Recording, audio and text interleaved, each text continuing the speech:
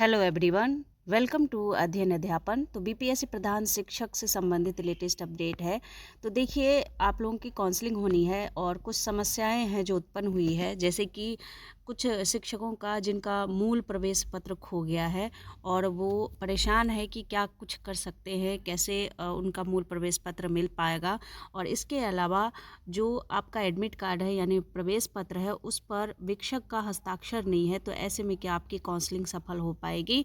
तो ये सभी समस्याओं का समाधान लेकर के आई हूँ मैं। इसके अलावा एक और प्रॉब्लम है कि डीएलएड का प्रमाण पत्र अपलोड नहीं किया है, क्योंकि वो आपको मिला ही नहीं था जहाँ से आपने डीएलएड किया था, तो वो वितरण ही नहीं हुआ था, जिस वजह से आपने डीएलएड का प्रमाण पत्र अपलोड नहीं किया। तो ऐसे में आप क्या कर सकते हैं।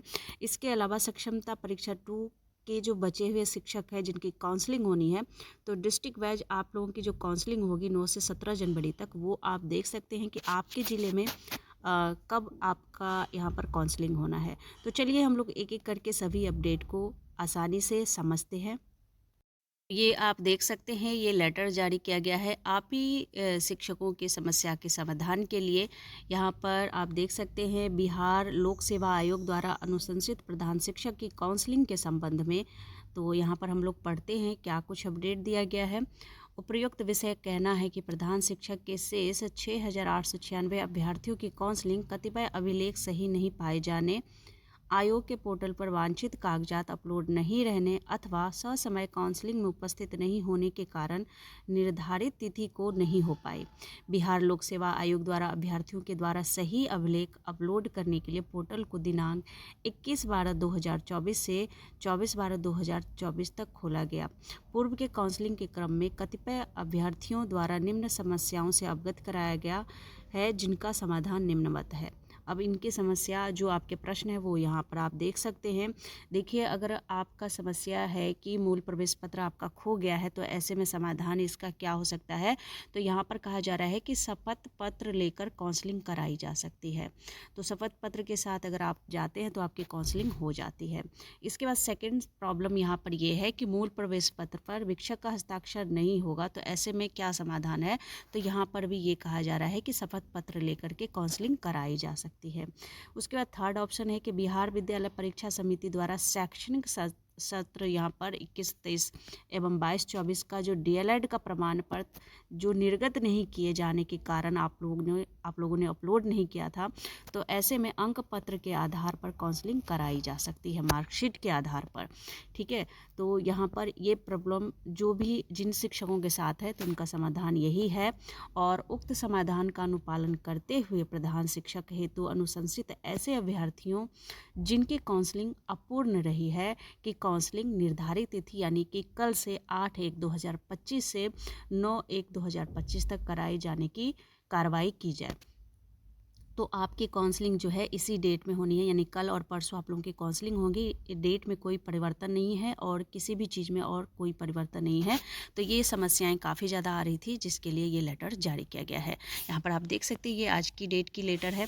तो ये प्रधान शिक्षक से संबंधित अपडेट हो गया। अब हम देखते हैं सक्षमता 2 के काउंसलिंग से संबंधित अपडेट। तो ये आप देख सकते हैं, tentative date of counselling of remaining candidate of Sakshamta 2।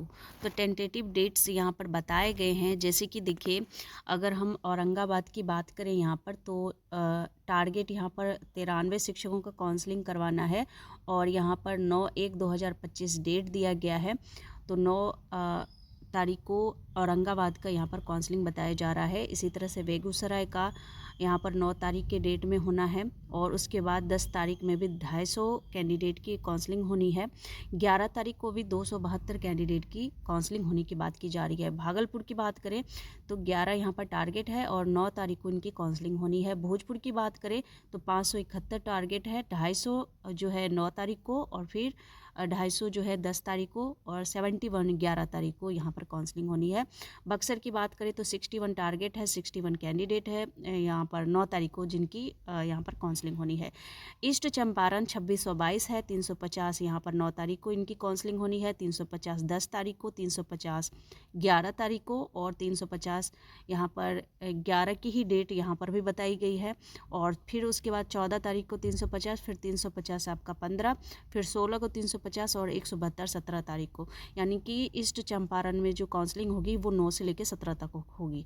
ठीक है, इसके बाद देखिए यहाँ पर गया ज़िले की बात करें तो गया में 1677 है, जिसमें से 350 यहाँ पर 9 तारीख, फिर 10 तारीख 350, उसके बाद फिर 350, फिर 350, फिर 277। तो यहाँ पर अगर डेट की बात करें तो आपका जो यहाँ पर काउंसलिंग है गया ज़िले की, वो आपका 9 से लेकर के यहाँ पर आप देख सकते हैं 14 तारीख तक जो है आप लोगों की काउंसलिंग होनी है। इसके बाद यहाँ पर अगर हम बात करें आगे की तरफ बढ़ें तो गया ज़िले का हो गया। गोपालगंज में 92 यहाँ पर जो है टारगेट है, 92 9 तारीख को जो है यहाँ पर काउंसलिंग कर दी जाएगी। तो गोपालगंज में 9 तारीख को ही काउंसलिंग कंप्लीट हो जाएगी। जमुई में 150 है, यहाँ पर 150 9 तारीख को ही यहाँ पर काउंसलिंग कर दी जाएगी। कैमूर में 772 है और 250 यहाँ पर 9 तारीख, 250 10 तारीख, फिर 212 11 तारीख को काउंसलिंग हो जानी है। कटिहार में देखिए यहाँ पर 328 है, 250 यहाँ पर 9 तारीख को, और यहाँ पर 78 अगर कहें तो आपका 10 तारीख को यहाँ पर काउंसलिंग होनी है। जी, यहाँ पर डेट बिल्कुल सही है। और इसके बाद अगर बात करें हम लोग मधेपुरा की तो 91 है, 91 9 तारीख को हो जाना है। मधुबनी की बात करें तो मधुबनी में 2661 यहाँ पर टारगेट है, 350 यहाँ पर डेट वाइज यहाँ पर दिया गया है। तो आप लोगों का जो यहाँ पर देखा जाए तो ये आपका 9 10 11 और यहाँ पर 11 तारीख, उसके बाद मधुबनी का यहाँ पर अगर देखें तो 15 तारीख तक आप लोगों की काउंसलिंग। तो ये आपका यहाँ पर मुजफ्फरपुर का 978 है, जिसमें 250 यहाँ पर 10 तारीख को, फिर 11 ऐसे ही आपका जो है यहाँ पर काउंसलिंग होनी है। काउंसलिंग आपकी होनी है कब तक? 14 तारीख तक। इसके बाद नालंदा की बात करें तो 559 टोटल टारगेट लिया गया है, जिसमें 9 तारीख को भी यहाँ पर काउंसलिंग है और यहाँ पर 10 को भी है, फिर 11 को भी है। पटना ज़िले की बात करें तो 9 तारीख को कोई काउंसलिंग नहीं है, फिर 10 और 11 इस तरह से आपका जो यहाँ पर डेट है वो यहाँ पर 15 तारीख तक आप लोगों की काउंसलिंग होनी है। इसके बाद पूर्णिया में 76 है, 76 के 76 शिक्षकों की काउंसलिंग 9 तारीख को हो जाना है। रोहतास में 763 है, 250 9 तारीख, फिर 10 फिर 11 ऐसे काउंसलिंग होना है। सहरसा में 108 है तो 108 9 तारीख को ही इनकी काउंसलिंग हो जानी है। समस्तीपुर में 500 है तो 250 9 तारीख को, फिर 250 10 तारीख को। सारण में 1265 है तो 250 कैंडिडेट की काउंसलिंग जो है 9 तारीख, फिर 250 यहाँ पर, फिर 10 फिर 11, फिर इसी तरह से आपका 14 तारीख तक काउंसलिंग होना है। सीतामढ़ी में 564 है, जिसमें 9 तारीख को कोई काउंसलिंग नहीं होगी, 10 11 और यहाँ पर आगे की डेट की बात की जा रही है। सिवान की बात करें तो यहाँ पर 526 है, 250 276 यहाँ पर 9 10 क्रमशः डेट में आपकी काउंसलिंग होगी। वैशाली में 497 है, जिसमें 9 तारीख को कोई काउंसलिंग नहीं है, 11 को 10 11 को यहाँ पर काउंसलिंग होनी है। वेस्ट चंपारण में 445 शिक्षक हैं, टारगेट दिया गया है, जिसमें 250 शिक्षकों की काउंसलिंग 9 तारीख को, फिर 195 का जो यहाँ पर काउंसलिंग है वो 10 को हो जाएगी। तो यहाँ पर देख सकते हैं आप लोग, ये आपका टोटल ग्रैंड टोटल बताया गया है, कितना टारगेट है, कितना 9 तारीख को कितने शिक्षकों की काउंसलिंग होनी है, 10 को कितनी होनी है, इसी तरह से पूरा बताया गया है। तो इसको मैं कम्युनिटी में डाल दूँगी, आप वहाँ से अच्छे से देख लीजिएगा।